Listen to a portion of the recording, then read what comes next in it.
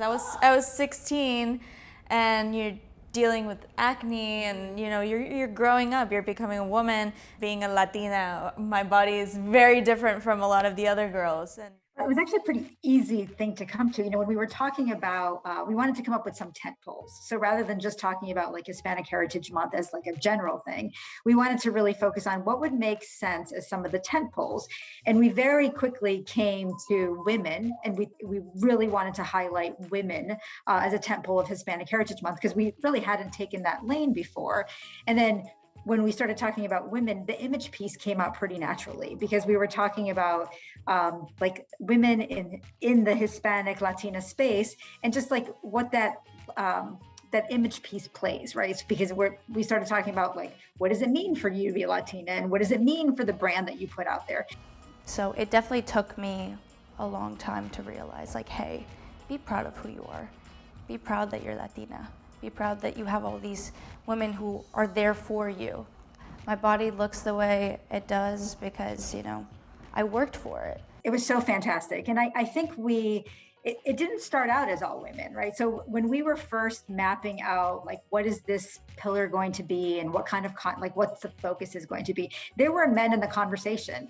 And what we quickly found out is, when we were having these very initial conversations, we found that there was like a certain magic that came from when the women started talking about what was important to cover, what we should be focused on.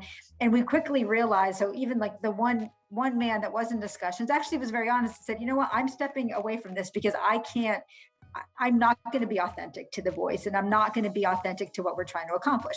So once we kind of switched over to an all female planning, what we found is that every element of planning, every element of what we wanted to accomplish, what we wanted to talk about came from the place as we were women. Women literally are just embracing that like, we don't all have to look the same. We don't all have to have like super pin straight hair. If we want to have it straight, yes, we can. But the next day, if we want it curly, we have it curly. The next one we have it wavy, we have it wavy. Women are expected to do everything.